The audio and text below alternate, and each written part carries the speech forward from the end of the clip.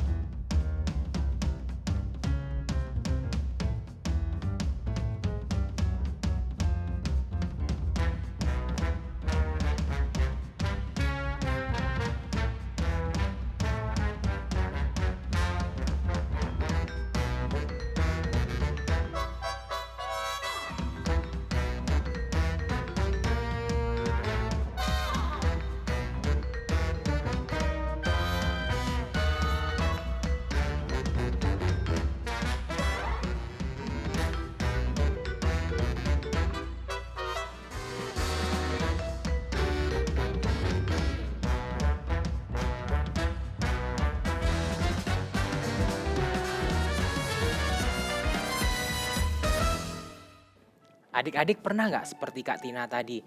Demi mendapatkan uang jajan tambahan dari papa mama, adik-adik rela bantu-bantu beres-beres rumah, beres-beres mainan.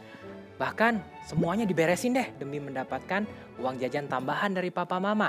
Atau seperti video yang kedua tadi, demi mendapatkan hadiah, adik-adik belajar sampai larut malam.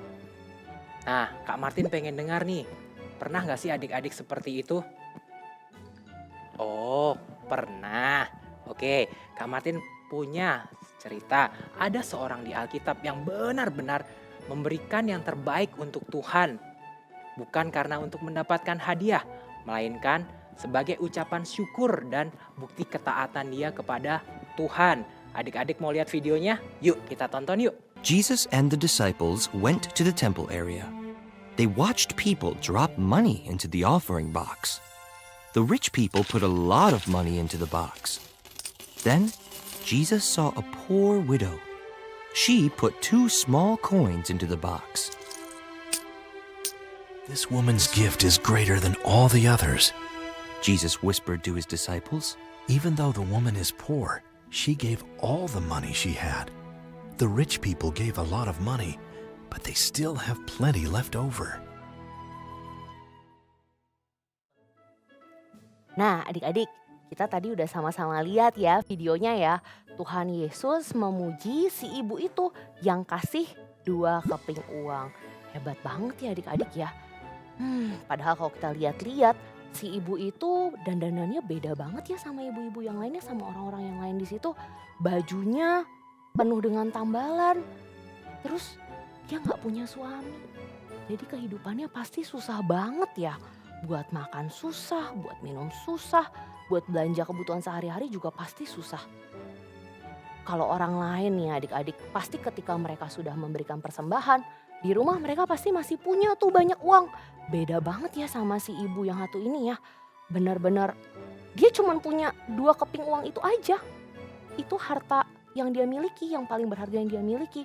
Dan itu yang dia kasih buat Tuhan.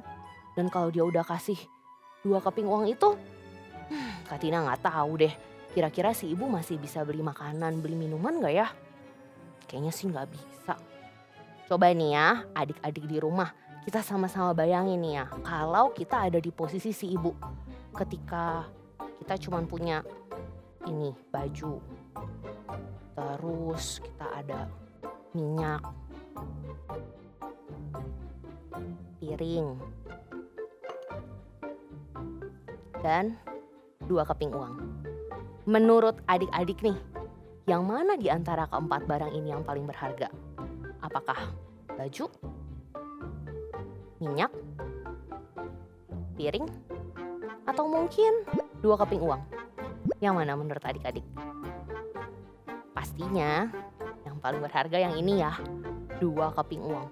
Kenapa? Karena dengan 2 keping uang ini kita bisa beli pakaian, kita bisa beli minyak, kita bisa beli piring, kita bisa beli makanan. Ya kan? Nah, begitu juga adik-adik dengan si ibu. Menurut si ibu, yang paling berharga itu 2 keping uang ini. Tapi terlepas dari yang paling berharga itu yang ini, dia tetap mau memberikan yang terbaik buat Tuhan. Dia pengen menyenangkan hati Tuhan. Jadi dia kasih nih dua-duanya buat Tuhan. Padahal kalau dipikir-pikir ya adik-adik ya, bisa aja loh si ibu kasih baju buat Tuhan. Kan Tuhan ngerti si ibu itu miskin, gak punya apa-apa. Tapi si ibu itu gak begitu. Dia tetap mau kasih yang terbaik. Dia pengen banget menyenangkan hati Tuhan. Keren banget ya. Nah, adik-adik, kita belajar seperti ibu tadi yuk, memberikan yang terbaik untuk Tuhan. Tapi mungkin adik-adik bertanya, Kak, tapi kan aku belum bekerja, belum punya penghasilan. Gimana aku memberikan yang terbaik? Aku memberikan uang juga belum punya. Tenang adik-adik, adik-adik bisa memberikan waktu adik-adik. Untuk apa adik-adik? Untuk baca revive, untuk berdoa, untuk memuji dan menyembah Tuhan. Atau mungkin untuk renungan bersama Dedek bersama-sama, ajarin firman Tuhan ya. Nah, tapi ada yang ketinggalan adik-adik. Semua itu sudah benar, tapi adik-adik harus satu, adik-adik harus taat kepada Tuhan. Nah, maka Tuhan akan senang dengan semua itu. Nah, alasannya adalah kenapa kita harus taat sama Tuhan dan memberikan yang terbaik sama Tuhan. Karena adik-adik tahu gak, Tuhan sudah terlebih dahulu memberikan yang terbaik untuk kita. Maka dari itu kita harus membuat Tuhan senang dengan memberikan yang terbaik untuk Tuhan sebagai bukti ketaatan dan rasa syukur kita adik-adik. Wow, seru sekali ya firman Tuhan kita hari ini. Nah adik-adik, sekarang saatnya kita mau mengucapkan janji kepada Tuhan atas firman Tuhan tadi. Mau tahu janjinya seperti apa? Oke, siapkan ya jari-jari tangannya, ikutin gerakan Kak Tata. Sambil berkata seperti ini ya. I will do my best for Jesus. Sudah bisa? Ayo, sekali lagi ya. I will do my best for Jesus. Wah, luar biasa. Kak Tata bisa lihat nih adik-adik di rumah semuanya sudah mengucapkan janji dengan sepenuh hati kepada Tuhan. Bagus semuanya. Sekarang kita akan masuk small group. Nah, Kak Tata ingetin nih, buat adik-adik yang belum join di small group, segera join. Lihat ya, ada link yang akan dibagikan dan bisa hubungin WA ini. Nah, untuk papa mama yang punya anak baby sampai TKB, bisa mendownload tuh aktivitas yang ada di NDC App. Juga papa mama yang anaknya kelas 1 sampai dengan kelas 6, ada loh bahan diskusi di aplikasi NDC App juga. Semua materinya ada di fitur Parenting 101.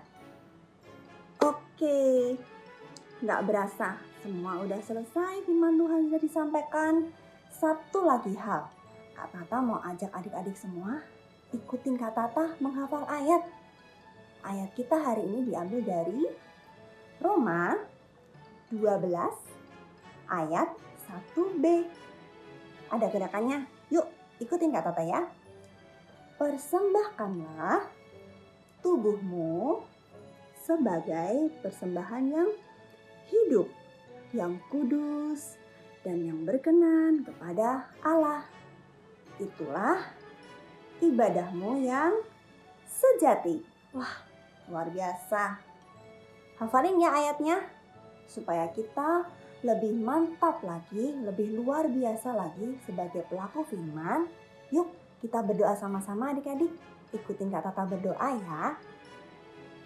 Bapa di surga, terima kasih hari ini kami boleh mendengar firman-Mu. Kami mau menjadi pelaku-pelaku firman yang baik.